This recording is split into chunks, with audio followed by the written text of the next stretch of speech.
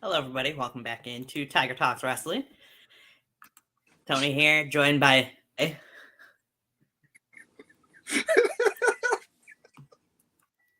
In your dreams, I'm sure. Oh, yeah. Just had to say it. But I did. All right.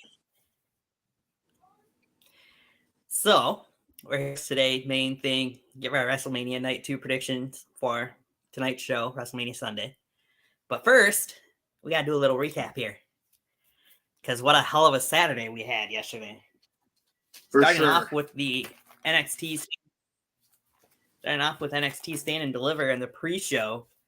You messaged me after the match was over, and I'd have to agree. They had one hell of a 8-person tag match to kick off the weekend.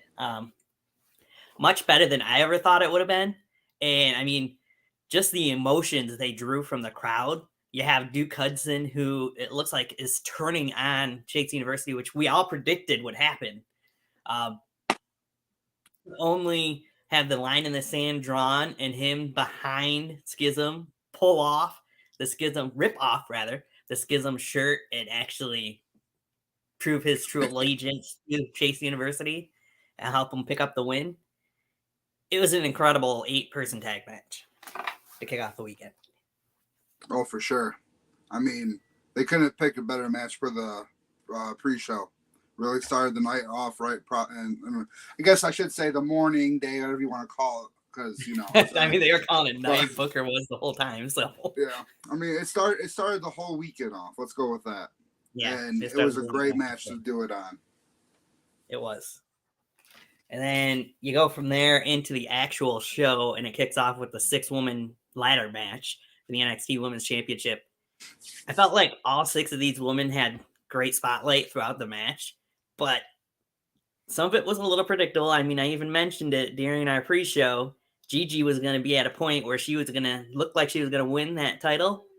Of course, who pops up and takes that away from her? JC Jane. It's funny you say that because as soon as that happened, first thing out of my mouth was, damn it, Tony. Well, I'm like, Nostradamus here. What can I say? But I did not see the ending of that match coming at all. That was very surprising to see Dexter Lumis pop out. I mean, pull it back just a little bit. You have all the other 4 ladies on the outside of the ring taken out by Indy, which was surprising to see. And then to see Indy struggling to get back to her feet to try and climb the ladder. And then you have Dexter Lumis pop out from under the ring and go underneath Indy inside the ring and let her know that he's there, and him helping her up the ladder to finally pull down the NXT Women's Championship. Long overdue, but yet surprising because, as we mentioned, it seemed like she should be getting that call up. I mean, but WWE's been listening. I've been saying it. We need that Index reunion, and we finally got it. We got it. We just didn't get it where we thought we'd get it. Exactly. Because we already had, when Dexter first came back, they already had a little bit of a Index reunion in NXT. So, but still, it was another really, really good ladder match. I don't know if you've seen the pictures or anything. There was another ladder match this weekend, Friday night, in Ring of Honor, a 5-way tag team ladder match. Pretty horrific spot that happened in that match. So Dante Martin got the Fear Factor from Penta through tables outside the ring off ladders, and his ankle was destroyed because his foot was completely backwards, it looked like. But damn, apparently, yeah, it was horrific. I wouldn't show that to anybody, honestly. Accidents happen, obviously, we know that in wrestling. There's probably some people that would blame Penta for it. I know there's a lot of people I see on social media saying there was a spot that wasn't needed in that match, which if it would have been fine, everybody would have been applauding it and saying, hey, that was a great spot. But again, accidents happen. Dante Martin apparently had very successful surgery right afterwards and is on the mend and should be coming back whenever that's fully healed. So it seems like something always happens to either Darius, it was Darius, and now it's Dante to kind of stop Top Flight as they have their momentum going, it looks like, in AEW or Ring of Honor for that case. But just wanted to mention that since we had another ladder match here, which turned out much better. Didn't have anything like that happen in it, thankfully. So then after that ladder match, we went into this triple threat match, tag team match for the tag team titles. Again, I was like Nostradamus here. It wasn't what I ended up having for my prediction, but I did mention it afterwards. You could see, and we did see, the return of Joe Coffey, which led to the victory for Gallus as they beat both the family and the Creed brothers when Channing Lorenzo got pinned. I felt like this triple threat match was a good match, but it almost felt like they could have done maybe a little bit more. I mean, one thing that kind of hampered it, I felt, was the spot they had on the outside of the ring when Brutus went for the cannonball off the top rope and completely missed everybody. And the announcers are trying to put it over as, oh, he got a little bit of it at least. He knocked them all over, where Julius really is the one that just dropped everybody back because he knew his brother had missed. But it felt a little sloppy, that spot, and a couple other spots in it. But I just felt like it should have been better than what it was. And it was a bit, I guess, in a way, predictable for Joe Coffey to return there. But still good match. Just not as good as the couple matches we had before. Put it that way. But then when you get to the next match, that Fatal 5-Way match. Woo! Right? Them boys went out there and they, in my opinion, stole the show and had the match of NXT Stand and Deliver. I agree with that. I mean, no offense to the other three matches we'll still talk about, but this match was, in my opinion, the best match on the entire show. Speaking of that match, can we just say, even though he didn't win, how much of a badass and crazy psycho person Ilya Dragunov really is? Yes, he is. That dude can go for days. That he can. I can't wait to see the eventual time when he's going to get that spot on either Raw and see things he can do on the main roster with certain individuals. But damn, dude. I mean, you had the rivalry between him and JD that was spotlighted quite a bit at points during this match too. And those two, I think, are, as we've seen with many different times, destined to fight forever, so as to speak, in WWE. So I think the biggest surprise in that match has got to be, well, two of them actually. I don't know where the heck Axiom came from. Axiom had amazing moves in that match. he did. There was chances I really thought he was winning. And then your pick to win, Dragon Lee, comes out of nowhere and is just kicking ass, taking names, just amazing. But I just want to point out who got the prediction right for that match. Yeah, you got it. Wesley did retain. I will mention the finish to that match was pretty cool, but it would have been better if Wesley would have actually connected with the cardiac kick instead of completely missing JD or Ilya, I mean.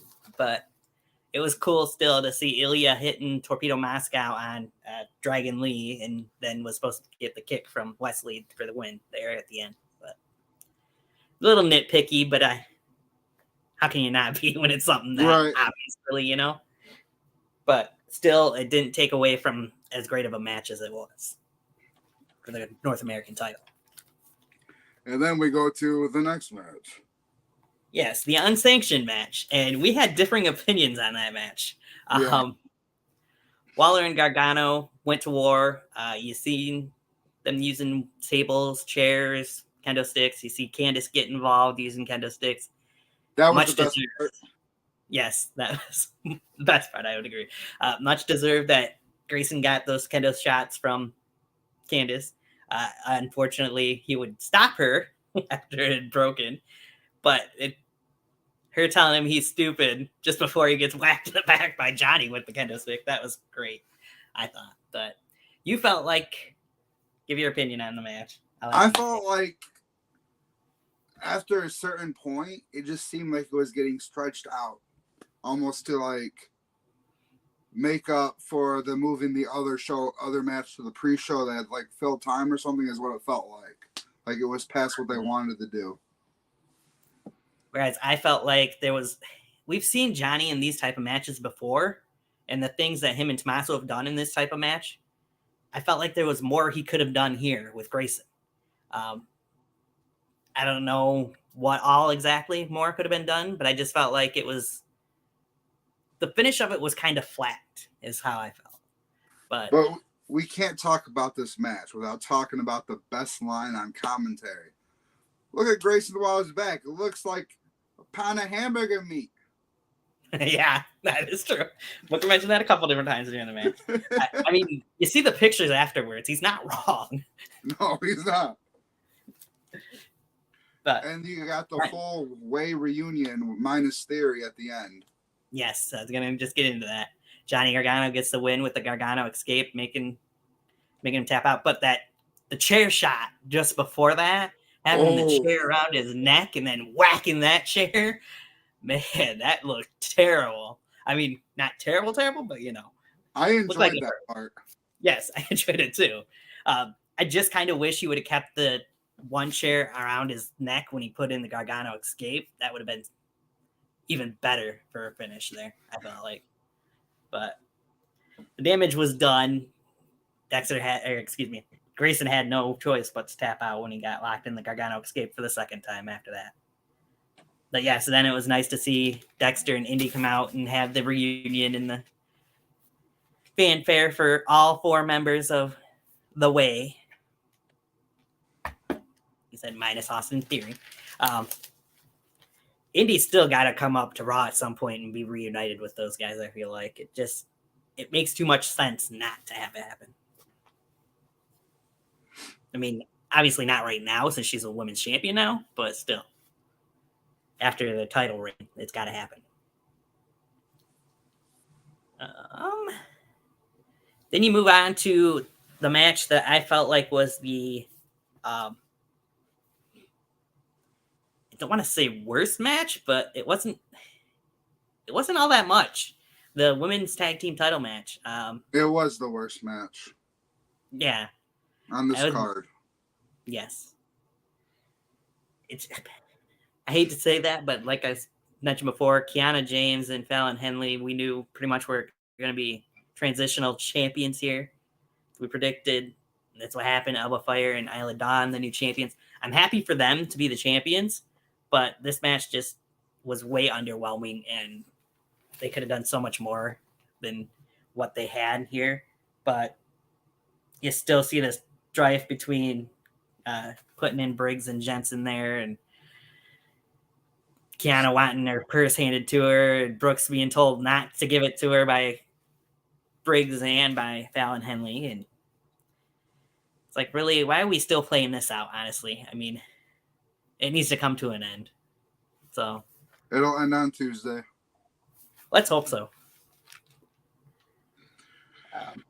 But also, I'm happy for Alba Fire and Isla Dawn. They deserve it. But I'm scared for the rest of the tag team division on that show because, like they were saying during commentary, they have what it takes to be the most dominant team in the division. And they do. It's scary because you don't know what the hell's going to happen when you're taking them on. So my question is, though, what other tag teams do we really have in the women's NXT tag team division? I mean, you got Katen and Katana, obviously. But besides that, who else they got? Really, honestly. Well, I mean, there used to be one, and then Zoe messed that up. Yeah. And there used to be another, but then Ivy Nile got taken out by her partner. Yep. And there used to be another from that, but Roxanne got taken out by Cora. Those throw two random people together. Probably. I don't know. I just feel like right now, the women's tag team divisions on both parts in the main roster and NXT, both kind of just need to end. Right. Sister just sent me a message that might be interesting to read here. 1 second. Oh, that would be surprising. She sent me a link to a media page that says WWE near deal to be sold to UFC parent company Endeavor. I mean, it's better than Saudi. That is true. I don't know if I fully agree with that one. A deal could be announced as soon as tomorrow. So the UFC and WWE might be owned by the same company if this is true. I'm not going to read the entire article right now because it's a pretty lengthy article, but... Well, I hope that Triple H gets to keep his job, at least of creative, if this happens. Right. Because I feel like wrestling is the Raw and SmackDown, the pay-per-views have been so much better with Triple H in charge of creative. I agree. I feel like anybody that does buy the company is going to keep him in charge because from anything I've seen or read, a lot of these different places that are looking into buying WWE want Vince McMahon out of the picture and want Stephanie back in. So, and if Stephanie comes back in, you know Triple H is staying. Right. Which it's going to be interesting to see because I did also see a couple days ago where Vince signed a contract to be the executive director or chairman of the company again. But we'll see what happens with that. I mean, he's still not messing with creative, so. Right. There's that. I don't know. I think he is with this Brock Lesnar Omos match. He's got a lot to do with that match, but he's not in control of creative. Triple H still is. Triple H has the final say so. Okay. But anyways, back to Stand and Deliver before we went off track a little bit there because I had a random message there. Of course, the last thing we got to mention is the main event. You got to love Trick Williams and the intros that he gives for Carmelo Hayes. It's just, it puts a little extra, I don't know what word to put in there, but it just makes things a little extra, even more special, I guess, in a way for the entrances for Carmelo Hayes, I feel like. And when Carmelo eventually gets the bump up to Raw or SmackDown, if they go without bringing Trick with him, that would be a complete mistake, in my opinion. Those two are gold together, I feel like. But Carmelo and Braun, of course, had a great match, and we all knew what was going to come out of the outcome of it. You get the ref bump. You get the Steiner recliner locked in, the tap out from Carmelo, but the referee's not there to count it. And you get Trick coming back out, who had been ejected moments before. And then hitting Braun in the back with the NXT title. You think, hey, that's going to be it, because he wakes the referee up, and the referee counts 1, 2, and kick out. Shoulder up. But from there, Carmelo would end up eventually hitting the leg drop off the top rope. And as you know, Melo don't miss. Gets a 1, 2, 3 out of that. We got the new NXT champion, Carmelo Hayes. Very good match. Passing of the torch we seen pretty much after the match with the whole fist bump from Braun Breaker, which Carmelo just puts the hand over the fist and handing him the title. Didn't Braun do the same thing on NXT to him? I think so, pretty much. So I feel like just seeing that moment there at the end after the match was over, the respect shown from Breaker, that just kind of more so to me solidifies that maybe, if not this week, very soon he'll be jumping up to Raw or SmackDown. That he's done pretty much in NXT. I think it'll be tomorrow. Possibly. They might want to try and put a little bow on his NXT career on Tuesday, give him his chance to say goodbye or whatever too, but that doesn't mean he can't show up on Raw first. Right. So, all right. So then we move in to WrestleMania Saturday. What was your overall, first before I go into that, what was your overall opinions of Stand and Deliver to kick off WrestleMania weekend? Well, so I had the issue with the Gargano match because it took so long. And then that tag team match. Oof. I'd still probably give it an 8 out of 10. Nice. All right. Well, I'll get into what I felt like, but we got some new people in the chat section.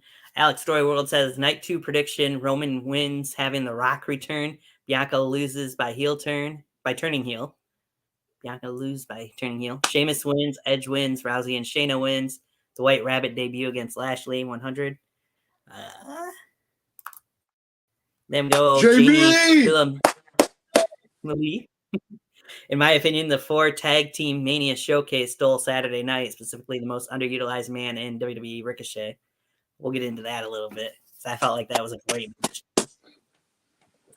Alex says, I do know Bray Wyatt is in LA since Thursday. That's good. I figure he'll show up on Mania tonight, but we'll see. I felt like I agree with you that there was certain things that didn't quite click at Stand and Deliver, but it still was a really good show to kick off WrestleMania weekend. I'd probably go with you with about an 8 out of 10. Then we move into WrestleMania. I'm not going to do too much promo-wise stuff. I mean, there's one that we definitely will talk about, or a couple, but you kick off the show with John Cena, of course, getting the Make-A-Wish video, showing all of his Make-A-Wish stuff, and then getting the 12 or so Make-A-Wish kids out there to do the anthem for him. Alex saying nobody had Indy winning, which he's right, because we thought she was getting called up. It should have been Tiffany instead of Hartwell. Possibly. I disagree with that, because I don't think Tiffany's anywhere near ready, but I had her win when she has been losing her NXT matches. Good point, Alex. But okay, so Jamie, I agree with here. Theory versus Cena was kind of a waste of time. 100%. I felt like going in, I was expecting so much more from Cena and Theory. I know Cena's not in the ring all the time or that much anymore, but still knowing how good of a wrestler that Cena, I might get shit for this, but as good of a wrestler as Cena actually can be or is, it's just, no, sorry. Yeah. I knew you'd say something like that, but still, over the last 20 years, as much as we've seen of Cena, this match just underwhelmed every expectation, I felt like. And to me, looking throughout everything that we've seen yesterday, worst match on the card. Oh, 100%. 100% the worst match on the card. It had the worst finish. It was bad in general. And the worst part of all, you could barely see his bald spot. Yeah, I mean, you could still see it at points, but still, I was very surprised to see him not kick out of the A-Town down, honestly. Because you've seen Cena kick out of so many finishers from so many people, to just have one low blow and then one A-Town down and be 1, 2, 3. I even said, oh, he'll kick out of this. And then the 3 count. I'm like, this match sucks. Period. It's like I said on Friday. He's got to beat traffic. You can't get stuck in traffic. Yeah, I guess so. But anyway, move on from there. The match that who was it? Alex or Jamie was praising, I think it was just a few minutes ago. Yeah. That Fatal 4-Way Tag Team WrestleMania Showcase match was great. I think that whole match was Vince McMahon creative. That could be for that Cena Theory match, but yeah, this Fatal 4-Way WrestleMania Showcase match outperformed anything I thought going in for it. I was wondering today maybe if New Day was originally supposed to be in this instead of Strowman and Ricochet, but either way, these 8 men went out there. You could tell they had something to prove, and they knew they did, because they sold their asses off, and everything that they could do was what they did do. If you could pick one moment besides the finish of that match that was your favorite part of the match, what would it be? Holy shit, there's so many moments. I'd probably, honestly, it wasn't the finish, but it was right at the end of the match. Ricochet hitting that shooting star press off the top rope to the outside and catching himself on the announce table. That was a very good moment.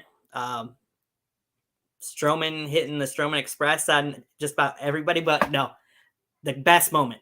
Strowman hitting that Strowman Express, going the second time around, but getting cut off by Angelo Dawkins with that pounce. That was perfect. Perfect timing from Angelo Dawkins. But you also can't forget about Air Braun. Yes, you're right. You can't forget about Braun Strowman jumping off the top rope. There was so many oh my god moments during that match. It's like those guys should not have been doing the things they were doing. Like Jamie's saying in chat, that suplex with Ricochet coming off the top rope. Yes, poor Ricochet. Being caught in that. It was awesome. Alex mentioned, I wish Viking Raiders would have won. It's time for Montez heel turn. I was surprised the Street Profits won. I wasn't expecting it. I think it's going to be a Dawkins heel turn before a Montez. Yeah, probably. I mean, just seeing the big guys, not even just Braun, but seeing Ivar hitting a top rope, well, trying to hit a top rope move. I mean, they kept missing all their moves off the top rope too, which was interesting. But I love that middle ring spot with Ivar clothesline. Yeah, that was good too. Like I said, there's so many spots during that match. Just, it's hard to pick one, really. Right. But it was nice to see Angelo Dawkins actually pick up the win for the Street Profits too, because you don't see that a whole lot when the Street Profits win. Usually it's Montez hitting the frog splash, getting the 1, 2, 3. So I wasn't a fan of Ricochet being the one taking the fall, but they all got their moments during that match. I mean, where was Gable when we needed him? I know, right? Gable took the fall in the Fatal 4-Way match on SmackDown. So they couldn't have him Gable suplex on Braun. And Braun, yes. That was another great spot in that match. I mean, that spot in particular is going viral on TikTok. I've crossed that so many times. I believe it. I like saying he felt like Ricochet almost hurt himself, thought he broke his neck. Almost broke his neck. Well, thankfully, I don't believe there was any injuries that did come from any matches last night. So, because I can't talk enough good things about that match. That, like I said, outperformed any expectations I had going in. Excuse me? You don't you laugh at this one. Excuse me? I don't agree with them.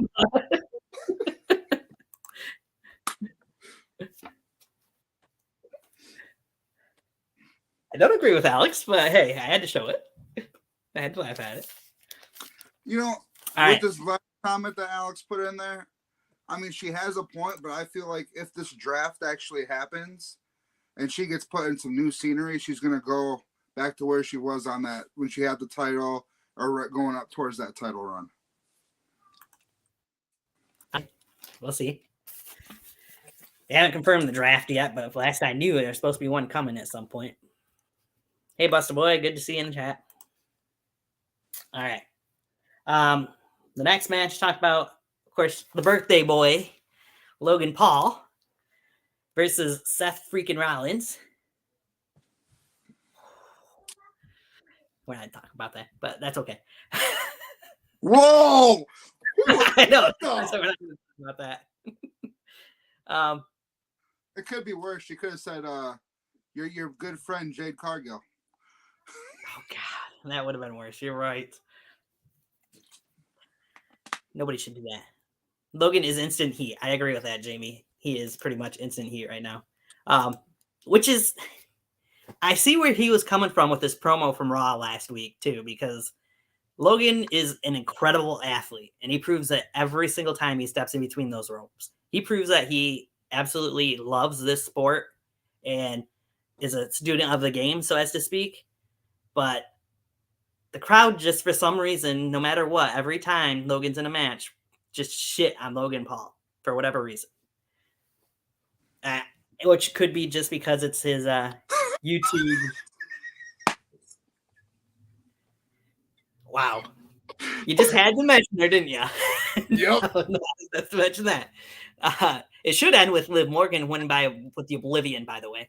It wouldn't, but it should. Should. But anyway, back to Seth and Logan. I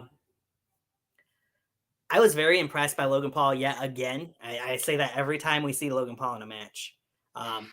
He brought in some new moves again, like that sitting octopus at one point that he had locked in on Seth freaking Rollins. That was something new out of him. I still say he hits a better buckshot lariat than Adam Page ever has. No offense to Hangman, but it's there. Just incredible to see. I mean, I knew something was going to happen when you had somebody dressed up in his energy drink walk out with him. So I knew it was either Jake Paul or somebody in that was going to be involved. I know we're not going to get into that yet because I want to finish talking about this match first, then I'll get to that. It was interesting to see it be KSI. I thought it was R-Truth at first when he pulled off the little whatever you want to call it, honestly, because KSI, I guess, looks like R-Truth when you see the face. And then when they mentioned it was KSI, I was like, oh, okay, I guess. That makes more sense. Yeah, that's what I was thinking. To see KSI then have the camera to try and show the video of Logan hitting the splash off the top rope through the table to Seth and see Seth pull him in the way of it. That was great and went viral. I know I've seen that a few different times on social media last night. Just the match overall, I felt like was really, really good. And in the end, of course, you see that spot through the table. You see the pedigree from Seth. You think, hey, this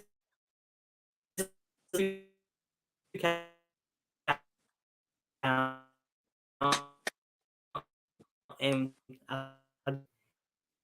it ends the birthday contract. Now we'll see if Logan Paul re-signs with the company. And Alex said he thought it was Jake inside that. I did too. I thought for sure it was probably Jake Paul inside that. Yeah, that's what made most sense in the beginning. Right. But they had a really good match. I have a feeling Logan probably will re-sign with the company. I know there was talks of a potential Logan Paul match at SummerSlam. Whether or not that happens, we'll have to wait and see because it depends on if he signs with the company again or not. But there's another person's contract that's supposed to be up that we'll get into in a little bit. What was your overall take of the match before I get into these comments here? I didn't think I was going to like it, to be honest, because I'm not the biggest Seth Rollins fan, and I can't stand Logan Paul. Right. But I feel like this match really delivered and probably was one of the, I'm not going to say the best because it wasn't the best, but it's definitely in the top three or four matches of the night. Right. I would agree with that.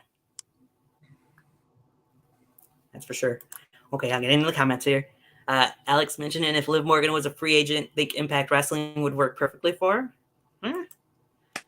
I mean, yeah, because they need someone to be the lead knockout. So yeah, I hope that would happen. West Boy says because people can't accept the fact that you don't have to be born in it to be good. Talking about Logan Paul getting shit on every time he's in a match. And you got John saying live for president. What a guy. Jamie says, give me a Logan Paul versus Pat McAfee match. Two inexperienced athletic entertainers who would put on a hell of a show. Can we make it a triple threat and add Bad Bunny to the mix? Then I'd say go for it. Right. I would agree with that. Why not? Alex says, in his opinion, he felt like Big E should have introduced people to WrestleMania 39. Yeah, I'd been okay with that. I mean, Big E is there in LA, so he could be a part of the show tonight, but who knows? It could have had. Yeah. Could have had Big E introduce people to Mania. Yeah. Logan Paul versus Grayson Waller would work more better. I don't know about that because who would people cheer for in that case? Right. So from there, we move on to the 6-woman tag team match. You got Io, Dakota, and Bailey, Damage Control versus Lita, Trish, and Becky. I thought the entrance alone for the Lita, Trish, and Becky was amazing. A great way for them to come out. The black and white and all that jazz that they had kind of felt like more Hollywood type of an entrance for them. Yes, Alex is right. They both love social media. Another waste of time. I was going to say this to me was ended up being the second worst match of the show. But Lita and Trish looked pretty good at points during this match. But yeah, it did remind me kind of of Sin City in a way. Yeah, I agree with that, Busta. The entrance for this match. The right team won here. I really enjoyed the manhandle slam off the second rope that Becky hit on Bailey at the end there. That was really good. They had some good spots in this match. Maybe it went a little longer than what it should have. Maybe that's part of what dragged it down. I don't know for sure. But it just didn't live up to what I felt like going in it should have. Personally. I mean, I will say as the one match on the show that I got wrong on prediction-wise. Yeah. Because I thought for sure Trish Stratus was going to do something to mess the match up. But, I mean, it was a good match. I mean, for a women's wrestling match on, WWE for the tag team division. But, right. For that, it was good. But it definitely does not make the top half of the matches for the night. Right, I'd agree. I will say, personally, I felt like the build for this match that we got going into WrestleMania was so much better than what we had for either one of the two women's title matches, personally. But yet, we got two differing outcomes from that, too. So, yeah, as we'll get into in a little bit. So I haven't really talked much about any of the promos yet because there's nothing worth mentioning. But since we're talking about entrances and the next match that we had, Prison Dom got quite the entrance here.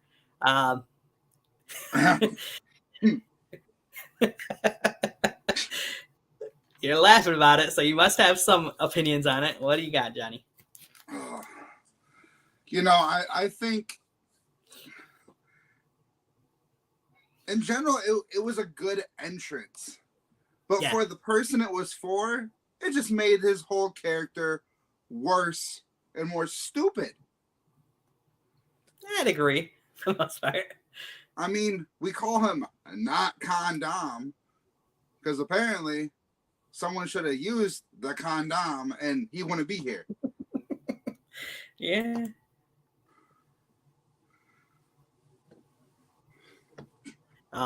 Before I get too much into that, apparently, Alex said, I'm glad we were on this topic because a bold interviewer asked Dakota Kai who would she want to face if it wasn't Lita or Trish or Becky. She mentioned Kairi and Asuka. Interesting take because one of those two, Kairi, possibly coming back to the company from what I'm hearing. Oh, God. Little late party. But, hey, Eddie, how you doing?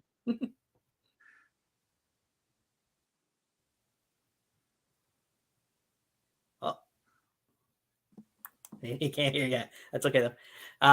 Busta Boy mentions, let's just point out how much Dom has improved over the last year. This match proves Dom can level up when needed to. Yeah. American cheese. American cheese. Alex says, American cheese, you late, bro. Hey, how are you? Sorry. WrestleMania is a long night for me every time. That's all good. But anyways, on the flip side, I'm in my week. I can watch wrestling for half hours. On the flip side of that, the entrance for Rey Mysterio was incredible. I felt like getting the lowrider with Snoop Dogg and having Eddie's theme song playing before it goes over to his theme song, and then going to his music. Yes. Great Muda match. I agree with Jamie here. As I see Alex does too. Dom needs NXT.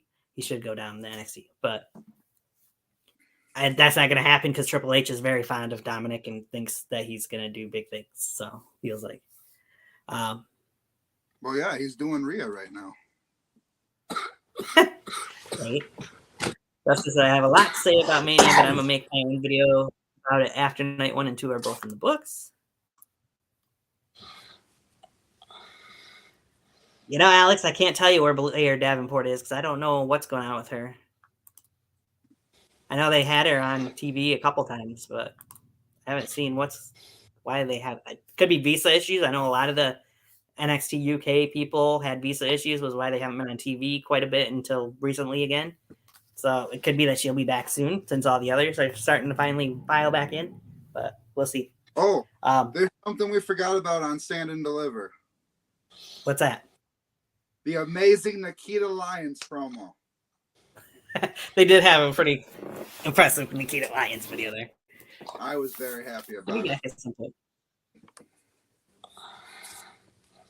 Well, yeah, like I said, all the other people are coming back that had visa issues. So Blair could be coming back soon. I don't know though for sure. So they even had what's her name? I can't think of her name at the moment. The new girl, the brand new girl, Stevie. I can't think of her last name at the moment, but Stevie popped up for one episode on Livewise, and then she hasn't really been seen since then. So, but anyway, back to the task at hand. Ray with the incredible mask, the incredible entrance. The match was really good between Ray and Dom. I feel like somebody that mentioned earlier, Dom kind of proved that he can get things done when need be. Stevie Turner, yeah, that's what I thought. She kind of reminds me of Toni Storm too, I felt like, in the one match. Ray and Dom had a pretty good match. I mean, you see Dom get out there and his mom and his sister's face again, and this time got slapped by his mom, threw the water into his sister's face. It was nice to see them involving Aaliyah and Angie again, in a way. But then, I mean, even after that, you see Finn and Damian Priest come out of the crowd, circling the ring, getting a little involved. You got Bad Bunny on commentary, which we'll get into a little more of him as we go on with the match. Once they got those two out there, you eventually get Santos Escobar, Joaquin Wilde, and Cruz del Toro coming out, the LWO. You notice how it took all three members of Legado to finally take Damian Priest out of the picture, though. It's a big boy. He is. But then what you see at the end, where Dom goes over to the coat that Damian Priest had put in the corner, and he pulls out that chain to use it on his dad, and Bad Bunny pops off the Spanish announce table and yanks it away from Dom, leading to Ray hitting the drop kick to the back, the 619, and the splash for the win. Just a really good match. I heard that supposedly somebody gave this like the second best rating for a match on the show. I don't think it was the second best match of the show, but I still would put it up there. It was pretty damn good. So, what do you guys think of the Ray and Dom match? Oh, it's definitely the top half of the field for matches. Yeah. Yeah, it was a good match. I love the two entrances, especially Rey Mysterio bringing back the old Eddie Guerrero theme song when he was in the Low Rider with Snoop. I mean, good. And apparently I got hungry for cereal last night. Because of the sponsor. Other than that, it was a great match. Yeah, they had Cinnamon Toast Crunch for the sponsor for the match. Something that Dom didn't get to have as a kid. Yeah. Hey, they just want you to listen to your daddy. Exactly. Where do you think it goes from here? Do you think, I mean, obviously Bad Bunny's involved now. I thought originally maybe Bad Bunny versus Dom at Backlash, but I heard that could end up being a tag team match. I mean, I think it's going to end up being not full Judgment Day, but at least Dom and Priest. Yeah. And I want to, as much as I want to be Bad Bunny, but since he's because he's hosting Backlash, right? Yes. Yeah, from Puerto Rico. So I would like to see it be Rey and Santos taking on Dom and Priest. I would be fine with that. I mean, the rumor has it that'd be Bad Bunny instead of Santos with Rey, but we'll see what happens. We got to have that LWO, the LWO fight in Puerto Rico. Yeah, that makes sense. Yeah, you do. I like what John. I like what John said. Yes, you have to have something with the LWO, but do you really think that Bad Bunny don't want to get into the ring again? Right, you know he does. You know, he impressed me when he had his match at WrestleMania for a guy that's a non-wrestler. I mean, he impressed me. No matter if he's the host or not, Bad Bunny wants to get into that ring. And especially in Puerto Rico, that's going to be huge. Right. All right. We'll see what happens. Moving on to the match, I felt like at the time when you watched it was at that point the best on the card that we had seen so far. It would get one up though. Yeah, I see you don't agree with me, John, but I think to it's that number point, 3. Really? Yeah, I think that Fatal 4-Way showcase is above this next match. They'd be neck and neck. I'd put it that way. It's very close. Yes. But anyway, it was the rematch from 3 years ago as you got Rhea Ripley versus Charlotte Flair for the SmackDown Women's title. This match, let me just say, they easily outperformed what they did 3 years ago at the Performance Center. In my opinion. Yes, I'll get to that comment before we go into it. Jamie says, in regards to Rhea Ripley, my 13-year-old calls her the evil emo Australian. Charlotte lucky to not have a broken neck. She literally landed on ass up. That she did. That she did in that suplex.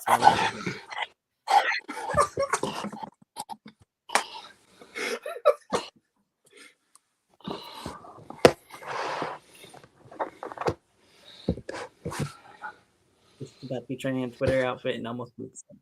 I didn't catch that one. Poor Otis. I'm seeing some on Twitter. They don't show them on here if they don't or on YouTube. Sorry, they don't show on here if I have to show or hide it. So, anyway, like I said, like this match easily outperformed what they did 3 years ago in the Performance Center. Rhea and Charlotte just had a great match, I felt like, and it was way more than the build was to it, which was ass. But these two had a great match. The finish was amazing. Having Charlotte get bounced her face off the ring post and then the riptide off the second rope. I loved it. I can't say anything bad really about this match for the most part. This match wasn't done to death. It would be up there with the best, but it's just been overdone. I could disagree. It's only the second time we've seen this match.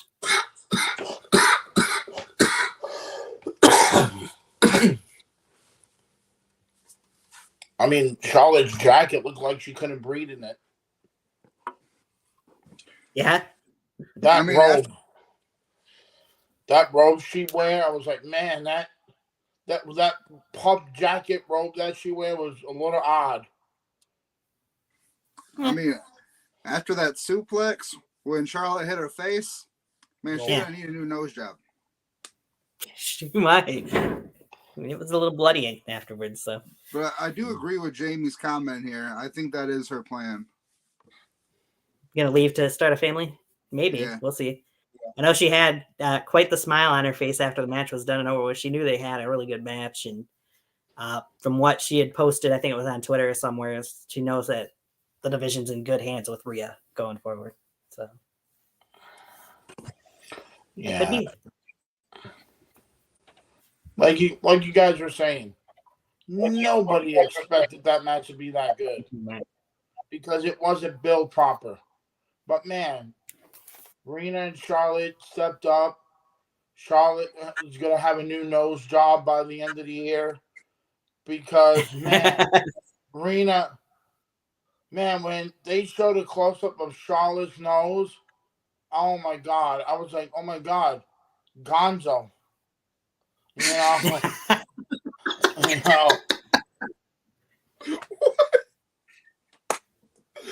know? It was like, geez, but could it went a little shorter? Yes. Because the next match not a match, the next one we're going to talk about, why do you even bother to put it on there when you have the big one coming up after? Well, I know we'll talk about that. I don't think we were calling a match. I just didn't think, let's just fill a spot, But yeah, I got to give it up to Rena. I got to give it up to Charlotte. They showed people that the women's division is still strong in the WWE. I'd agree. That is for sure. Be interesting to see where they go from there. I mean, now that Rhea's the SmackDown Women's Champion, obviously she's going to be expected to be on SmackDown every week. Will she still be showing up on Raw with the rest of the Judgment Day? It's a question. With the draft coming up, who knows? That might not matter. But if it does happen. But definitely a different landscape in the women's division with Rhea Ripley as the champion. So yeah, then we move on. You get Miz and Snoop Dogg out there talking about everything that's happened on the night. Jamie thinks Rhea will leave the Judgment Day, which it's possible. Very possible. Just don't have Dom following her like a lost dog, though. Right? Dom's take her place. Dom's Dom's a hardcore criminal. He has to go where his mommy goes. True. You get Miz and Snoop Dogg out there talking about the show. Miz claiming that he put out on social media that he was issuing an open challenge for anybody to come out and face him, but nobody would accept it, which leads to the return of Corey Graves' favorite announcer, Pat McAfee.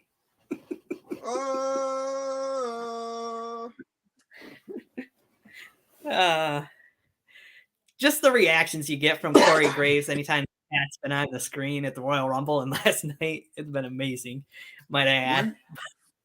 When are we getting McAfee versus Graves? It's gotta happen. It's gotta. Corey's cleared to compete now, so it's gotta happen at some point. It's gonna happen in Puerto Rico. Maybe. I mean, it was definitely a huge surprise to see Pat come out in that spot because even I'm sure they knew better, but even Nick Khan had mentioned in an interview over the weekend any plans to bring in Pat for WrestleMania, which obviously was probably a lie, but that's besides the point. So then we get the open challenge match. Is you get Miz versus Pat McAfee made by Snoop Dogg because Miz is just the host. He can't make the match, but Snoop Dogg's the dog father. He can make matches. Can we just go back here and say the whole time this was going down, Snoop Dogg's reactions? I know. Freaking amazing. It was so priceless. Yes, I'd agree. You can tell him and George Kittle, for that matter, you could tell how much fun they were having throughout the show. That clothesline.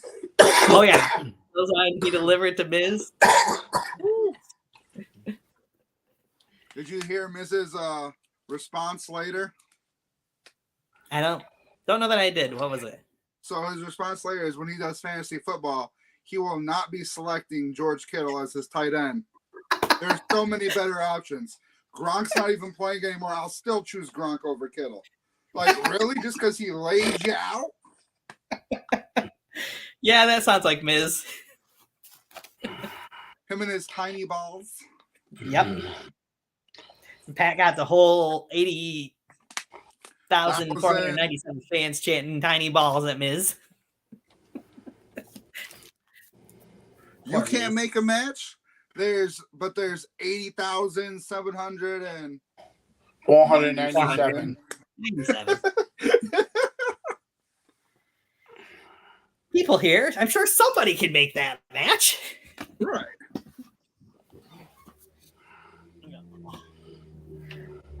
So, nonetheless, we get the match and inside Tiny Meat, and it's the win after the clip from Kittle on the outside, and then the punt inside the ring. 1, 2, 3. Pat's still undefeated in sanctioned matches, as he puts it, at WrestleMania, because he lost to Vince McMahon, but it was an unsanctioned match, as they're putting it, storyline wise. So you got 2 announcers that are still supposedly undefeated at WrestleMania. Speaking of, I want to get into something that the one announcer mentioned over the weekend too, which we'll get into after we're done talking about WrestleMania here. Anything else you guys want to mention about that whole Pat McAfee, Miz, Snoop Dogg, George Kittle part there? Oh. I feel George Kittle's going to have a match at WrestleMania next year. No, he's not. No, he's not. He's going to win the Andre the Giant Memorial Battle Royal. Oh, God. The night before? Yeah, sure. No. It was okay. I think it was just trying to get something in before the main event. That's the way I see it. Pretty much. They just wanted something to cool you down a little bit from the women's title. Because all night it was hot. I mean, it was all the matches. You know, you could see the difference from last year to this year's WrestleMania. It was 360. It was nonstop. Every match was good. I mean, every entrance was okay, good. I mean, you know, I love Rollins one. That was really cool. You know, that's the one I liked. And, you know, I think tonight, night 2, they have to step up to show people, hey, look what we did. Now it's your turn. Right. Which we'll get more into that here momentarily. But first, we've got the main event of WrestleMania Saturday to talk about. You got KO, Kevin Owens, Sami Zayn versus the Usos in easily, I felt like, not just the match of the night, but the match of the weekend so far. Personally. Just the storytelling and everything that we got out of that match. There was so many times. I very much so disagree with Jamie there. But you're entitled to your opinion. There was just so many times in this match you thought for sure the match was over. I felt like that was great to see them playing towards that and seeing the kickouts of the finishing moves that you would think. I mean, don't get me wrong. I'm not a huge fan of people kicking out of multiple finishers, as we see with so many times with Brock Lesnar matches usually. But this match and the way they did it, it felt right, and it didn't really hamper the match, in my opinion, to see the kickouts of the Uso splashes, the double loose splash, the stunner, the haluva kick, all the moves, the 1D even. First time ever, I do believe, that anybody's kicked out of the 1D. So yes, that move has been protected. I just felt like it was a great match all around. The storytelling was perfect. And to see, there was no other way you could end this match than having Sami Zayn getting the win over Jey Uso after not 1, not 2, but 3 haluva kicks, which was the perfect call to have it end. I mean, just going back almost a full year to the start of this, and the way that Jey never trusted Sami Zayn going in, the whole bloodline storyline, to now say Jey was the one that finally put the nail in the coffin, so as to speak, of Sami and the bloodline story. But Sammy getting his revenge and taking out the one that never really trusted him, that he called his brother. So after Jay stole the haluva kick during the match. Yeah. Yes, Jay did hit the haluva kick on Sammy at one point during the match too.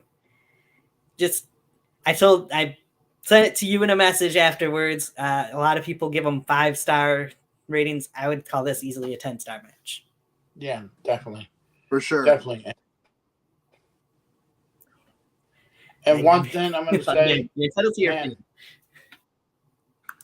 One thing I got to say. Give it up to the Usos. What a great run. Yes. As tag team champions. Yes. I mean, to hold it that long with all the matches that they had last night, they proved no matter what happens down the road that they are future WWE Hall of Famers. Oh yeah, no question. No question. To hold them belts for that long. They deserve 622 days they don't get. Yeah. And then I believe it was a commentator also made the comment that not only the Usos, but the Usos and I believe it was Becky Lynch, automatic first bid Hall of Famers when it comes to that time. Yeah. Yeah, I'd agree. Very much so agree. And Sammy and KO even put over the Usos in the press conference after the show, which was much deserved. You mean when they were eating all the Snickers? Yeah, KO especially. We're gonna run out of Snickers. They're too hungry. Yeah. Well, I mean, you can't blame them. I mean, they just had a 30-minute match, and yeah, KO was hungry. 30 or so. Yeah.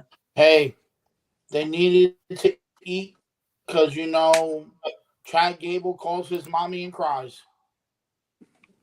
Excuse me. Are you talking about Gable? Shush.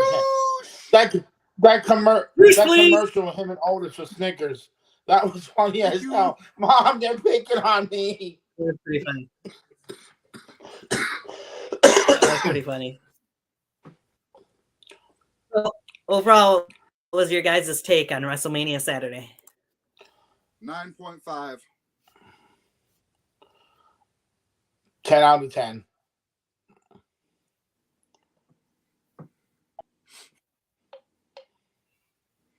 I think I would go probably 9.5 as well, like John said. Just the opening match in the women's triple threat, or the women's 6-woman tag match just didn't live up to it, and they pulled it down just a hair from being a 10, in my opinion. Otherwise, everything else I'm not talking about them matches. I fell asleep on half of them.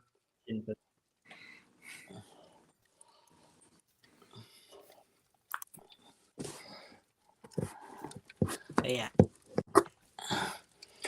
I'd agree with Jamie on that one. Shall we move half? Before I get to gotta go over here in a second once I get things situated here. Well, while you're doing that, quick question. So we've seen all the movies promos, right? Sure. What has been your guys' favorite? Yeah.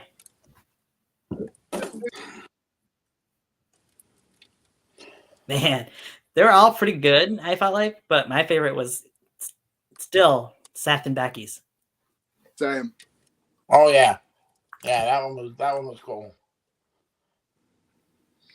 I did like the Stranger Things though with Rhea. And a lot of people were saying they felt that was pretty good too. But I still felt like Seth and Becky were the best. And I know there's some people that are saying that that was the funniest one. I felt like not the nipple. And comes Butch. Yes, that one had me laughing the most. But still, I still say Seth and Becky's was the best. I know a lot of people on social media were saying they felt like the Bloodline one was the best, but I'll stick with Seth and Becky. Oh, the Bloodline. I think the Bloodline is my second favorite. The first one is, Seth with the Joker, because it's like, oh, I know where the stairs are in the Bronx are. Because, hell, I walked down them steps where the Joker did that famous stairs. It's not that far from where I used to live. You want to know what the Miz should Right. do after getting his butt kicked by McAfee? What's that? Get in touch with his agent Gustafson. Like that Top Gun commercial. Right. All right. So now let's move on to our predictions for WrestleMania Sunday, shall we? Let's go.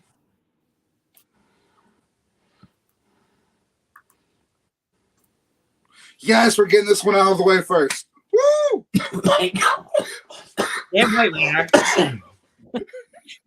I was looking at the whole 6 matches he got on the card. I was like, we got to start with that one. That one's got to be first. Brock Lesnar, Omos with MVP in his corner. What do you guys got? Well, it's going to be a lot of Omos knocking Brock around until Brock hits a move, gets the pin, and over. About 4 or 5 minutes later from when it started, Brock Lesnar wins. Eddie? Yeah, I got Lesnar. Congratulations to Omos to have a real match at WrestleMania.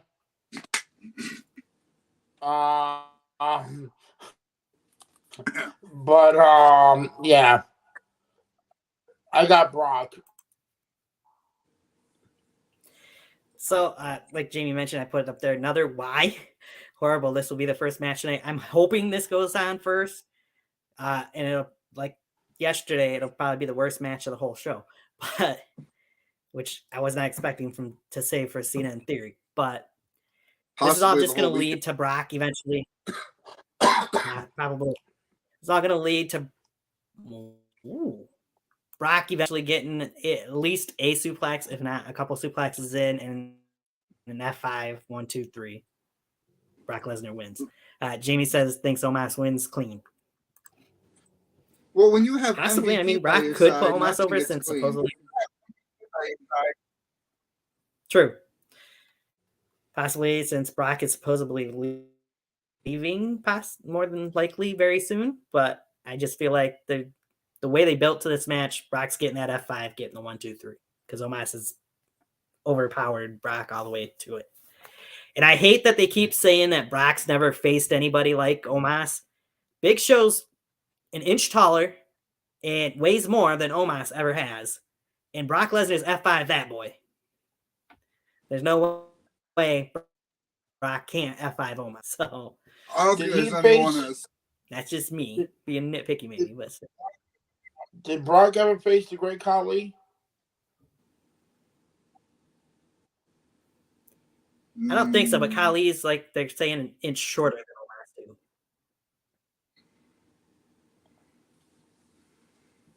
Well, I mean, I can't think of anyone else besides the Big Show height-wise, but I'm pretty sure that there's some bigger guys, weight-wise. Didn't he take on Viscera?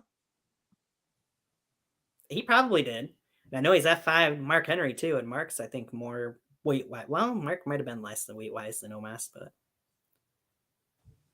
I think he did F5 Viscera before early on in his career too. But because I feel like Viscera would be like right up there weight-wise for sure. Yeah. What about Brodus Clay? Don't think they ever first. I don't think so either. I don't want to swear to it, but here's the thing, though. Anyway, this match will be there anyway. Yeah. Can we move on? Yeah. Yeah. Okay. You're going to say something else, but I'm just moving you on.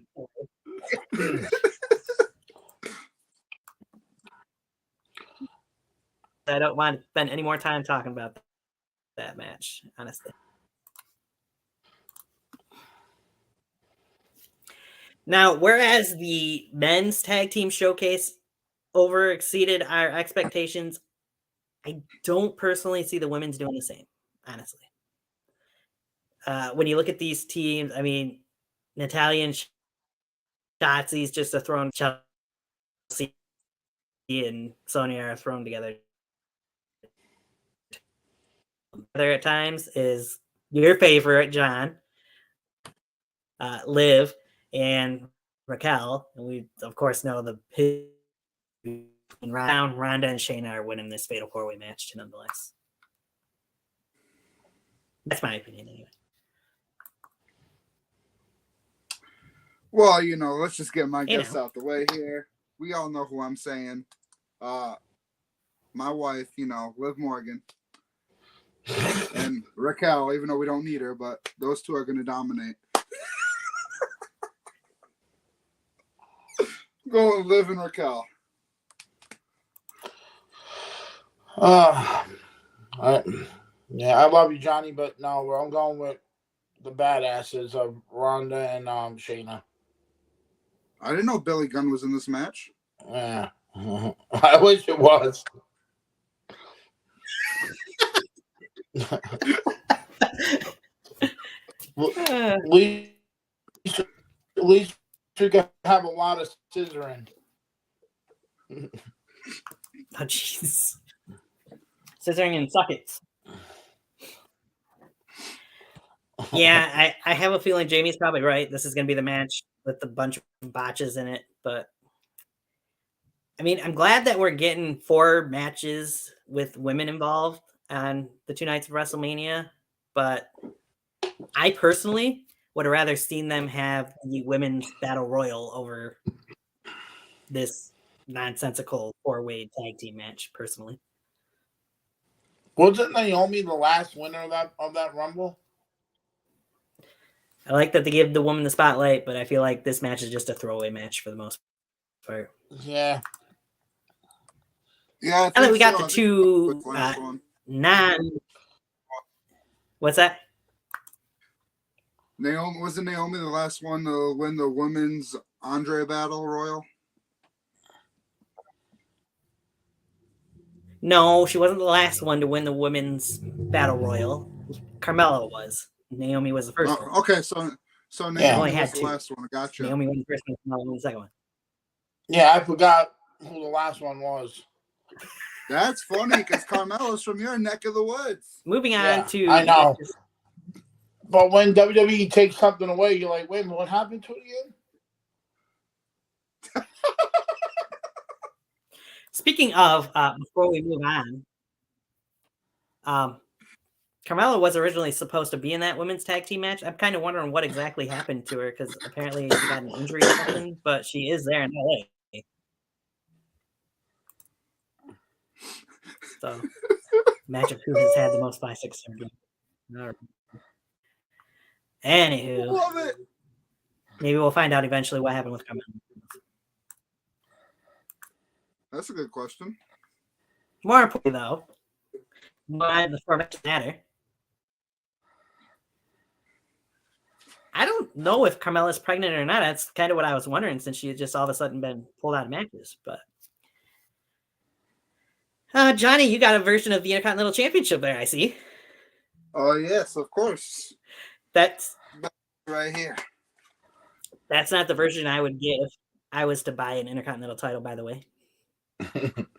It was a Christmas present from a work buddy.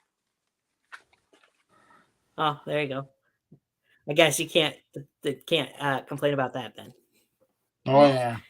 Anywho, we got Sheamus, who's looking for his very first Intercontinental Championship, the only title that's eluded him in his career. You got Drew McIntyre, who, in case you guys hadn't heard, his contract is due up very soon and has yet to re-sign with the company. And then you got Gunther, the reigning, defending, longest-running Intercontinental Champion since 1980s. You guys got taking this win in the Intercontinental title home from WrestleMania. They say, oh my God, so he's the second one since the Honky Tonk Man? Yep, he's the second longest reigning champion since the Honky Tonk Man. Oh my God. Wow.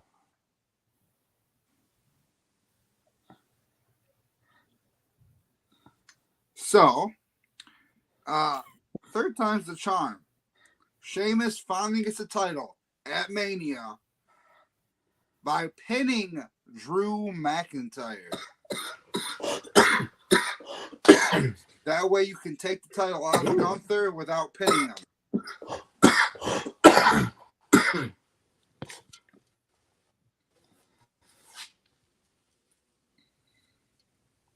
That's an interesting take. Honestly, up until I seen that post the other day that Drew's contract is coming up, and the two sides have yet to be able to agree on a new one, Drew's match. Now knowing that, I gotta go with Sheamus winning the Intercontinental title for the first time here. Can we just call it the European title? I'm taking Sheamus. Yeah. If it wasn't for the fact knowing, like I said, no, it's still the Intercontinental.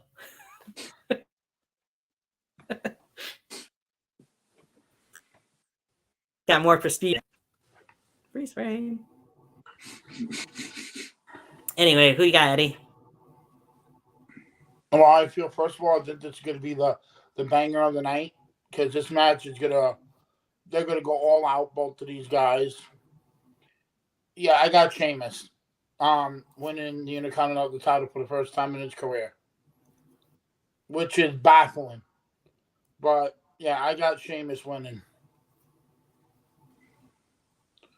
Because I see Gunther, if Cody wins the championship, I would love to see Gunther versus Cody for the WWE championship.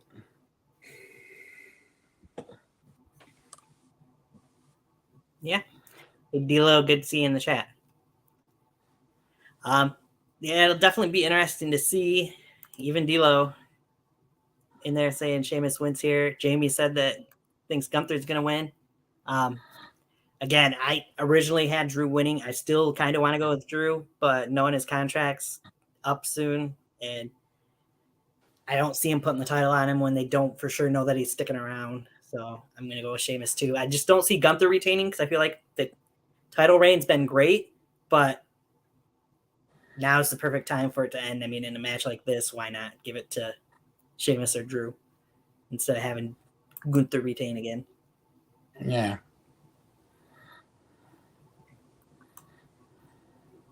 All right. And moving on. Oops. That's a bit muggy.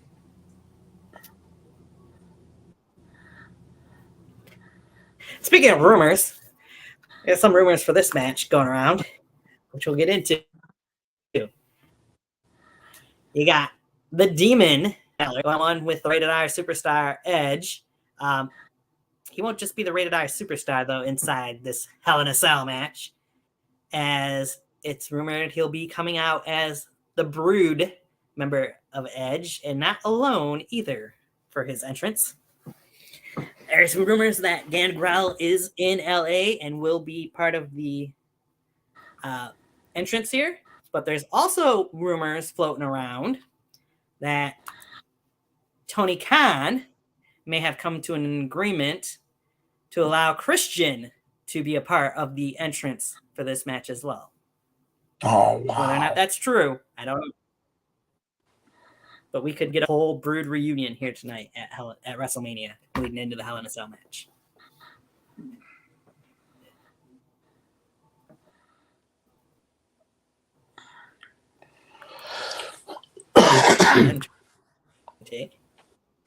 Says Edge wins.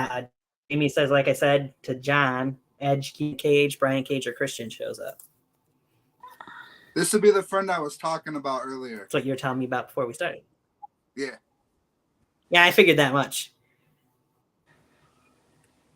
So what do you guys got for this match?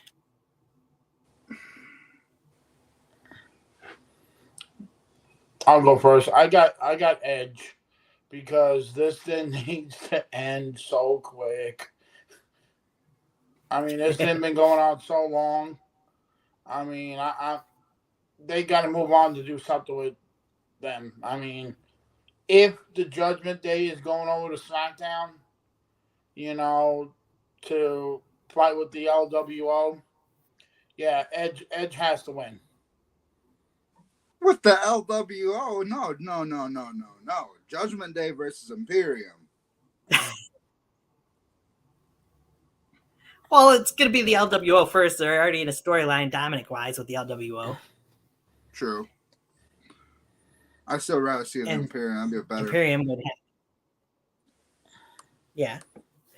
So, if I'm not mistaken, But I can see that happen. When Finn Balor wrestles as Demon Balor, he has not lost yet on pay-per-view? Wrong. Last match he had as Demon Balor, he lost to Roman Reigns. That's right. Okay, that changes my whole prediction. On that note, but that was. Let's see if I can nail this properly. The winner is going to be the Rated R Superstar.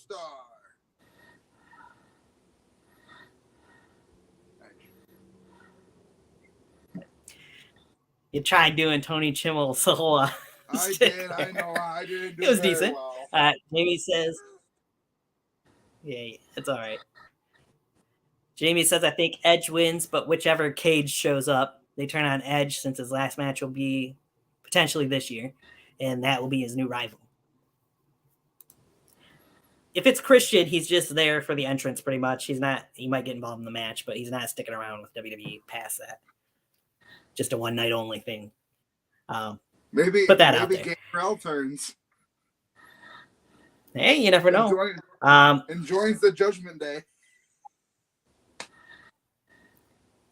Judgment Day has said that there will be new members after WrestleMania that we're looking to recruit, but that's side of the point. I'm agreeing with you guys. I got Edge winning this match, finally putting the nail in the coffin of the feud with Judgment Day here. Judgment Day will move on to something new. Edge will move on to something new. I personally don't think there'll be any heel turn, so as to speak, to lead to Edge's next rivalry out of this, but not tonight anyways. I could see something happening maybe on Mania, Raw after Mania tomorrow night, seeing something to lead to whatever Edge's next feudal rivalry will be. But this should be a very interesting Hell in a Cell match anyways. And I personally love seeing Hell in a Cell on WrestleMania. And I believe from what it sounds like, it'll probably be more so we will see Hell in a Cell matches pop up at random premium live events instead of having their own from going forward. From what it sounds like from Triple H wanting to do, which is great because it personally didn't go live event. Also, the version of the Hell in a Cell we're getting tonight, so happy. So happy. We're getting the original Hell in a Cell back.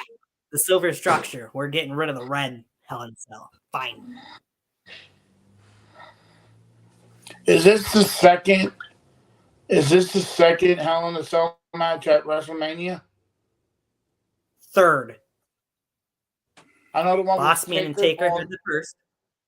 Taker, Boss Man. And then Triple H and Undertaker. Oh, sorry, fourth. Right. Okay. Fourth. Because you had Taker and Triple H in Hell in a Cell at WrestleMania. You had Boss Man and Taker first. And then Shane and Taker. Shane and Taker. And then this one. Wait a minute. This is the first one. What's that, John? So this is the first one without the Taker. Yes. And Taker is in LA. That's true. Could Taker somehow, not in a wrestling way, but be a part of this match in a way? Possibly. I mean, you can't put it past, but we'll see. I almost feel like he won't be, but you never know. You never know. You'd never say never, right?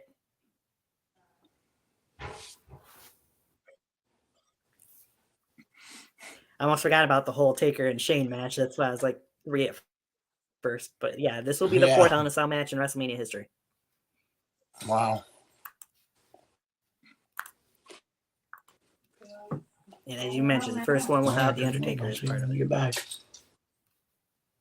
No, he's paying for it. So next match. Oh, and John, Hey, John, congratulations on your marriage to Liv Morgan. Oh, thank you. I appreciate it. And yes, I changed. And as you can see, I changed my name to the American Cheeseburger Holder Pickles. There's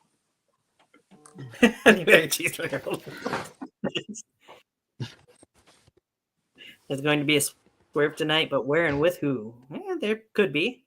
There's supposed to be a lot of surprises in for night too. What exactly? Moving on from that, we got Asuka going one-on-one with Bianca Belair for the Raw Women's title again, just like the SmackDown Women's title picture build up to this match, complete and utter shit. But here we are. What do you guys got for Asuka and Bianca? For the I've been saying this for the last couple of weeks, ever since we knew it was going to be Asuka and the Bianca. undefeated. The undefeated versus the one that doesn't know how to win at Mania. That changes tonight. Asuka finally gets her Mania moment, wins the Raw Women's title.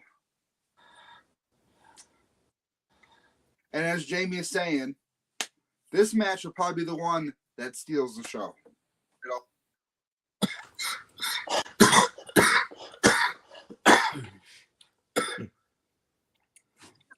Yeah, I got Asuka winning tonight.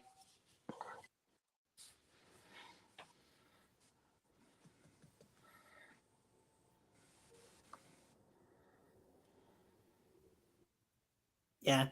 I'll make that 3 for 3. I've said it since the beginning. It's funny because we get into this conversation when we're watching wrestling every week out in my living room. My 9-year-old niece, Hope, is a huge Bianca Belair fan, and she's always saying Bianca Belair is going to win this match and retain the Raw Women's title. Everybody else in the living room, in the house, Asuka's winning, and you know it. So I'm definitely... We should have seen way so much more build for this match instead of the way they went with it. I do believe we'll probably get a full-blown heel turn from Asuka either tonight or probably tonight, because I don't see why they would wait any longer past this. But I mean, some people, if you look at the video that they've shown package, people were booing her after she kind of attacked Bianca after that tag team match a couple weeks ago on Raw. But that wasn't a full-blown heel turn, I don't feel like. I think we're going to get that from Asuka, though. And Asuka's going to have a pretty lengthy and dominant reign as Raw Women's Champion, I think, going forward. I think, like you were saying, I think we will get the heel turn tonight. But, because you know how, like, we've seen mainly back in the NXT title match we saw, but I think there's going to try and be some respect from Bianca, and Asuka's going to take advantage and beat the crap out of her after the match. That could be. I could see that happening. Either after or just to start off the match, one or the other. Do we see a returning Miss Bliss? Hold on. You can't just say Miss Bliss because Jamie is in the chat. You got to say it properly for Masked Singer fans. The former Axolotl Miss Bliss. Okay, good to know. I don't know that we see Alexa Bliss as part of this match, but I do think, as mentioned earlier, we'll probably see Bray Wyatt and Alexa Bliss at some point in time during this show. I know Bobby Lashley still says you can't have WrestleMania without the Almighty, so there's probably going to be an open challenge from Bobby out there tonight. And who's going to take it? Will it be Bray Wyatt to accept it, or will it be somebody else? Who knows? Could be Bray Wyatt. It could be somebody else that's rumored to be in LA. Could be him, or it could be another person who had a birthday yesterday that's in the vicinity as well. Was it Logan Paul? No. A much bigger name in WWE than Logan Paul. No, I'm not saying Logan Paul's a big star. I mean, give it away. Yeah. The Viper. The WWE's Apex Predator. No, that's later. Oh, that's right. Later. We get that That's right. later. Yeah, I know what you think that, but it won't be Bray the Fiend. Maybe. All It'll right. be Uncle Howdy. So, It'll be Uncle Howdy. down Uncle Howdy.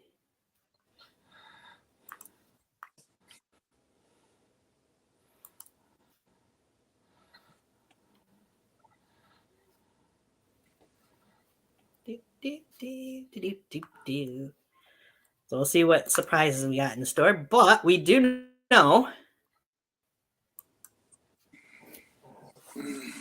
once my screen decides to pop up everything here.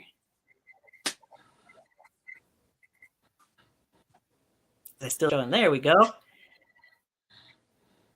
We do know the main event for tonight. Winner of the Royal Rumble match, the American Nightmare, Cody Rhodes, going one-on-one with the Tribal Chief, the head of the table, the longest reigning Universal Champion of all time, undisputed WWE Champion Roman Reigns. And apparently this match is also brought by TurboTax. Man, another tax return. Sweet. That's if we didn't see enough of that last night. Well, then let's get into it.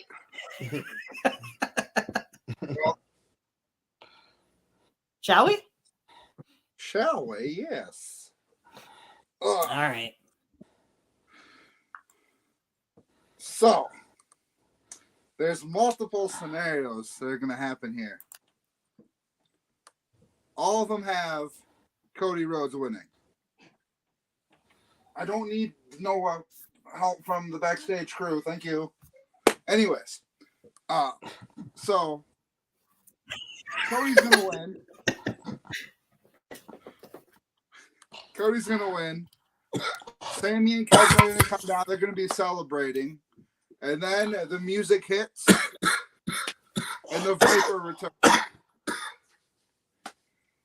Or, and this is where the swerve could happen, Cody wins.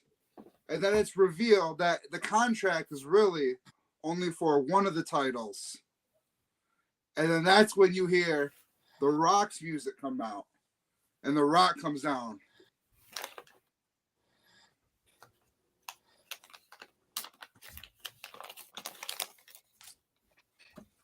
You know, So that's Come on, John. so I'm going with Cody to win.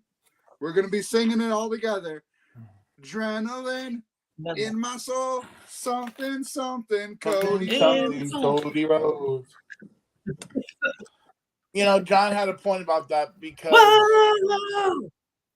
I was watching something on YouTube today, and they were talking about the promo from Friday night that Roman didn't hold up the Universal Championship. When he was talking to Cody, he was just holding up the WWE Championship. I do see they switch it to the WWE Championship because that's the only title Cody wants. And then I see after Roman says, well, I lost that one, I still have this one. And then you hear, if you smell what The Rock is cooking. Because he just did a video saying that he's so proud of the bloodline. And he says, I'll see you real soon. And they gave the eyebrow. And also on that promo thing, there was the earlier promo where Roman laid the titles out on the ground. One was facing towards Cody and one was facing towards Roman. Almost like a foreshadow into the future. Yeah. And they are saying that the new belt is made and it will be presented to Cody tomorrow night on Raw. And it's going to be the return of the Eagle Wing Championship. Ooh. Cody's version of it. Yeah, I seen a picture. But yeah, I got Cody winning. I got Cody winning tonight. Hands down. So the question is, are we reading too much into the whole title scenario here? Always. I know, right? We Because all that's do. a possibility. I mean, yes, we pick up the fact that Roman had the titles laid out the way he did with the WWE title, pointing towards Cody, the Universal title towards him. Roman did only hold up that WWE title.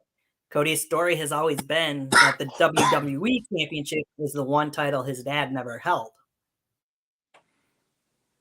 You play off of all that it could lead to just Cody being WWE Champion. How exactly are they going to play that for the separation of the titles, though? I mean, like John said, it could be contract-wise somehow. But yeah, I just feel like personally, and from reading what I have recently, that Triple H has never really been a fan of the Universal title, and he's talking about getting rid of it. Cody wins the 2 titles tonight. Cody trashes, pretty much, gets rid of the Universal title after tonight. It's just a WWE title. Maybe we get the return of the world title for the other brand, who knows, or something completely new. But I feel like I agree with both you guys. Hopefully winning tonight. I know I've read rumors that they've talked about possibly having Roman retain to try and get him past that 1,000-day reign, 1,000 days as champion, but you're not going to find anybody more red hot and over with the crowd than what Cody Rhodes is and has been since he returned last year at WrestleMania, I feel like. I don't know. So this is the best time in Sammy's over like Rover. I'll give you that much. But I wasn't Sammy and thinking Sammy about Sammy. Who I you was thinking of then? someone. Well, you can't really count them because they're not on the main roster. But I feel like when someone gets called up to the roster, it's going to be that same way. And you know exactly who I'm talking about. Braun. I was gonna say you must be talking about Breaker. Yeah, it's got to be Breaker. I mean, who else? I don't know. I'm talking about Cameron Grimes. Fans are going to the moon. I mean, the guy has beefed up quite a bit, but yes, I don't know. I still Breaker. He wouldn't get the same road he's got now. I feel like even when he does get called up, so they've got to give it to Cody. Could you imagine a promo between Cody and Braun? Bringing up like it'd probably be pretty interesting. The roots, generational guys. Right. Yeah, that could be a match in the future that we could get Braun versus Cody for the title. So maybe we'll see Goldust. I just hope they don't try and pull us for about it. Who knows? You never know. Anything can happen. Yeah, and what is Roman's attitude now that the Usos lost the tag team titles? He's not going to be happy. That, but what about this? Right before the match, he basically not assaulted, but puts down the Usos and said you were never good enough for the bloodline, but he still wants to help, and then they turn on Roman, and so Solo is the only one I don't see Solo turning on him, but what about even Paul Heyman? I mean, that's possible. Yeah, there's a lot of scenarios with this match. One thing I will say, though, when you bring up Paul Heyman, and one thing that Paul Heyman's been known for over the last several years, especially WrestleMania time, he doesn't offer predictions. He offers spoilers. Yeah. He did not once in this lead up to this match pull that line out. Nope. A single time. Every time he does, and he says it's not a prediction, it's a spoiler, that comes true. He didn't mention it at all this time around, so that maybe is one other thing to put in there to feel like this is the time. this is where Cody's actually going to win because Heyman's not putting out that prediction / spoiler. So. Yes, Jamie. Dream Productions display. I mean, that'd be perfect. Have Dustin out there and celebrating with his brother. So. But I feel like Randy Orton's going to make his return, it's got to be during that match.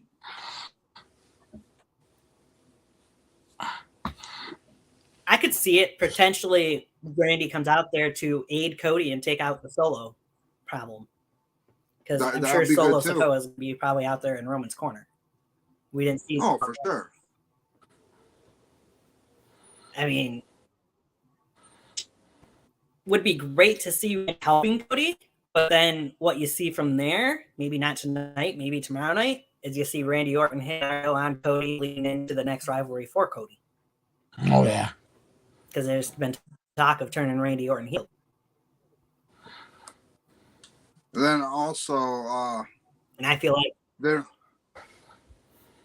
don't have to worry about the Usos. If the Usos show up and want to get involved, we'll just send the New Age Quebecers back down there.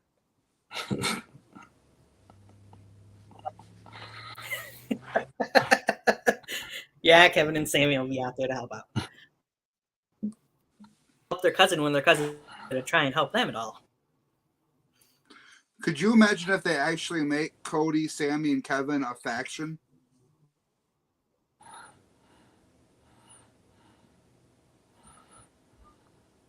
That would be impressive to see. There is a rumor that the Backlash main event could be Cody, Kevin, and Sammy versus Roman and the Usos. So. You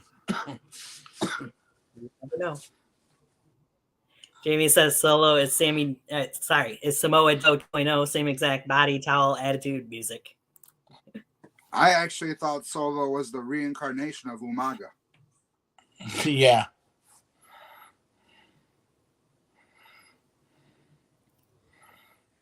Umaga. But you always know you have to say, just scooching me.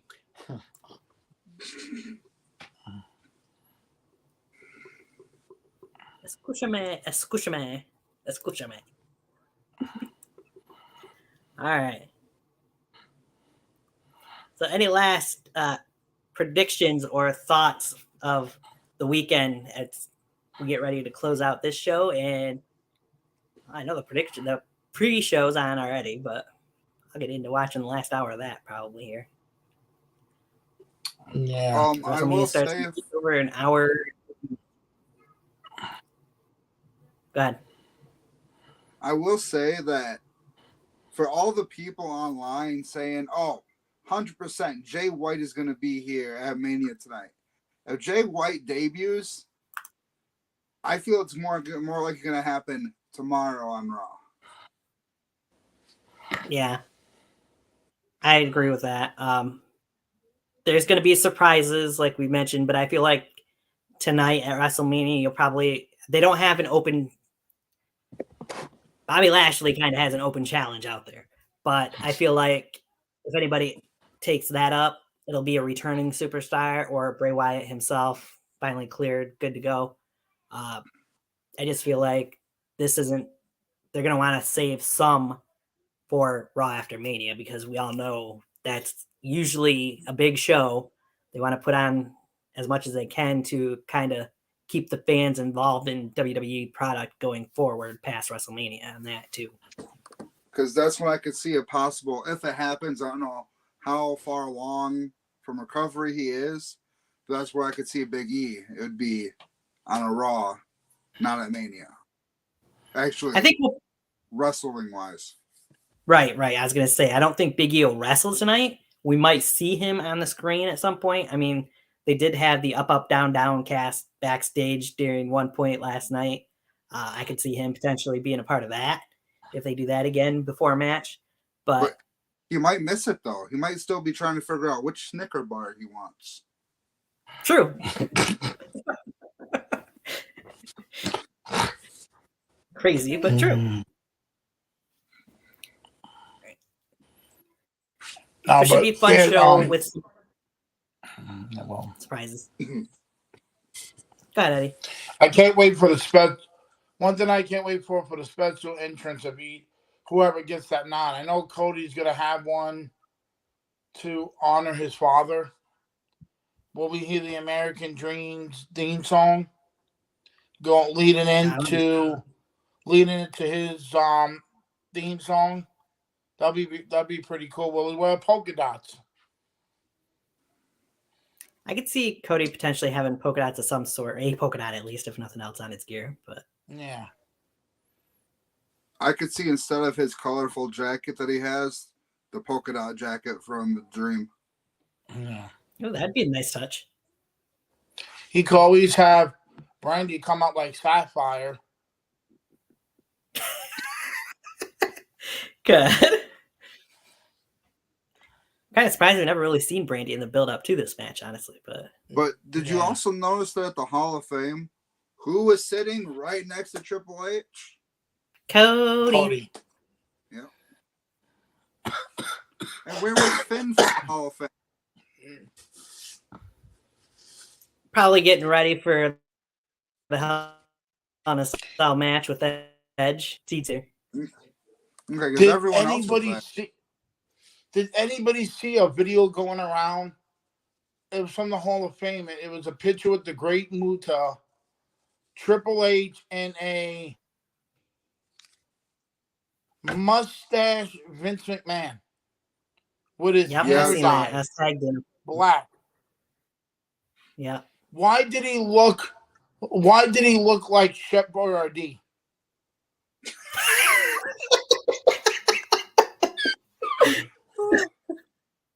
That's what Eddie. Oh my God. This is why I'm going to say this. I know we're on live, but damn, every time I come on with you guys, I have so much fun. It is a lot of fun. Bring it too. It is. We're not just talk about wrestling. We can just talk about anything and make it fun. Hey, I love doing these predictions because I could put names on it, then be like, I'm the American cheeseburger, hold the pickles, and hey, I'm having so much fun with this. Oh, thanks. It's a blast to do it. So yeah, I didn't know I actually did that. All right. This way, so those. There we go. I have fun just trying to figure out certain things to do with the banners and stuff because they got things that they're changing on stream here. But and I know this one at least has been leaking. Go ahead, John. What were you saying? I think this is one of the most active chats we've had. Yeah. It is. I did want to say to you, Tony, congratulations with your Carmelo Hayes. Thanks. Oh my God. I'm happy for Carmelo. That match was really good. Yes, it was. It was. I still say the North American title match did outdo it, but still great match for the NXT Championship. Jamie, please do not apologize because this is what I want more often in my shows is activity in the chat section from anybody and everybody. So I appreciate it very much. Not everybody can always be in because they're busy with work or family or this and that and the other thing, but it makes things a little more lively and entertaining to see what other people's up are in the chat section as well. Man, Alex wanted to throw hands up in the air. I know, right? Mentioning those things about Liv.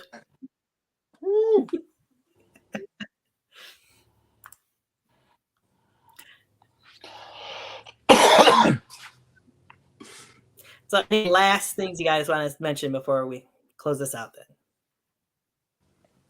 what a great first night of WrestleMania. That's the only thing I got to say.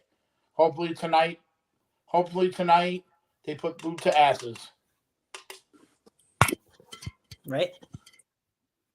I mean, well, last night we had 8 matches. We only got 6 tonight.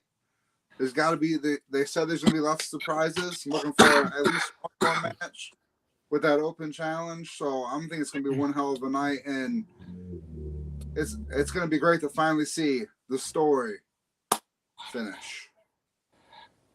Hopefully, that is the main thing. Hopefully, seeing Cody win the big one. Finally, something that he hasn't done in WWE ever. He's done it in some other companies. Wasn't able to do it in AEW, as we know, because he kind of buried his own self in a stipulation match, so he wouldn't get the big one. But the hope is Cody Rhodes walks out, ends WrestleMania on a high note as the new undisputed WWE champion. Let me get to this last comment before I close this out. Once it pops up over here. Jamie's saying, as she fixed afterwards, Brian Cage or Christian will be there, and Bray will be there as another character. Potentially could happen.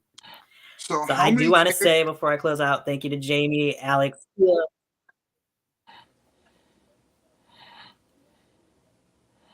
ahead.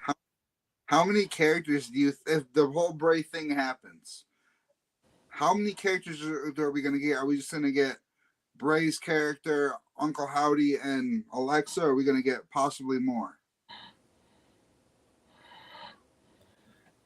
I think if you see any more, they'll probably do like they did at the Royal Rumble and just have the Firefly Funhouse characters.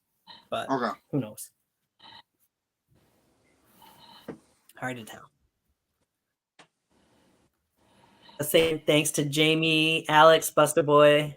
Am I missing anybody? I think that's pretty much it. Being active in the chat section, John, D'Lo. I just said D'Lo. You guys being active in the comments section.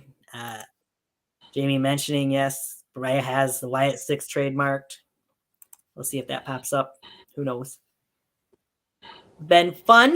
The next time I'll be on the air, probably wait until next weekend and do our weekend recap again next Sunday. We'll see. Depends on how things go for everybody.